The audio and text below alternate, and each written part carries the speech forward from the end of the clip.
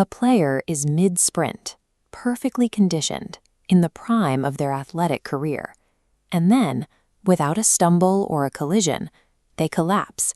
It is a jarring sight. It is also extremely rare. Across college athletics, sudden cardiac death happens about once in every 63,000 athlete years, but that risk is not spread evenly. Male athletes carry almost 4 times the risk of female athletes. Black athletes face higher rates than white athletes, and basketball players have the highest risk of any sport.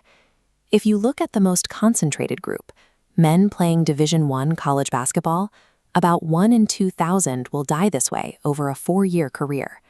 These are some of the most rigorously trained people on Earth. They are young, and they look perfectly healthy. Yet the very exertion that builds their endurance acts as a trigger, exposing a lethal flaw hidden deep inside the body. To understand what goes wrong when an athlete collapses, we have to look past the surface and journey deep inside the human heart. The heart has walls, plumbing, and wiring. In hypertrophic cardiomyopathy, overgrown muscle walls reduce blood flow. In the plumbing, misplaced arteries pinch shut during exercise. And in the wiring, a genetic short circuit can suddenly break the rhythm, stopping the heart. This last category is particularly difficult to trace. In about 1 out of every 5 sudden deaths, standard autopsies find absolutely nothing wrong with the physical structure of the organ. Because a microscopic wiring fault leaves no visible mark, you cannot find it just by looking at the tissue. You have to observe how the electrical system behaves under extreme stress. Exercise doesn't cause these problems, but a massive surge of adrenaline and intense mechanical strain can turn a latent crack into a fatal rhythm. So, if the danger is this high for certain groups, why not simply screen every athlete with medical tests before they step on the court? The answer is biological camouflage. When athletes train intensely, their bodies physically adapt. The heart grows larger and its beat slows down. This is known as an athlete's heart. The challenge for medicine is that a healthy, highly trained heart looks remarkably similar on diagnostic tests to a genetically sick heart. This monitor displays an electrocardiogram, or ECG. It is the primary medical tool used to record the heart's electrical signals, acting essentially like an airport metal detector looking for specific voltage anomalies. But a metal detector misses plastic, and an ECG completely misses plumbing issues like misplaced arteries. It also triggers frequent false alarms. For years, the baseline criteria were poorly calibrated, meaning perfectly healthy Black athletes were routinely flagged for heart problems.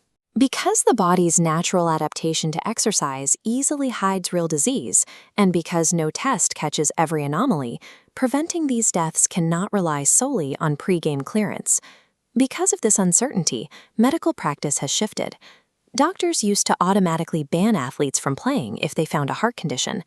Today, many athletes and their doctors use shared decision-making, looking at exact risks to decide together if continued play is an option. Even with the best medical imaging and the strictest safety protocols, some underlying conditions will remain undetected. Athletes will still occasionally collapse. When that happens, survival comes down to a 3-minute window, and the outcome is almost entirely dependent on what bystanders do in those first moments. The biggest delay is usually human confusion. A person in cardiac arrest might gasp for air, or their body might violently shake. Bystanders frequently misinterpret this as a simple faint or a seizure, losing critical time waiting for them to wake up. This device is an automated external defibrillator, or AED.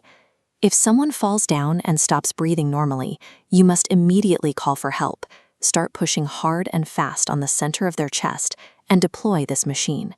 It speaks out loud to guide you, checking the rhythm and delivering a shock to reset the heart. These hidden biological flaws are terrifying, but they do not have to be fatal. When schools implement strict emergency action plans and keep defibrillators close by, the vast majority of athletes who collapse survive.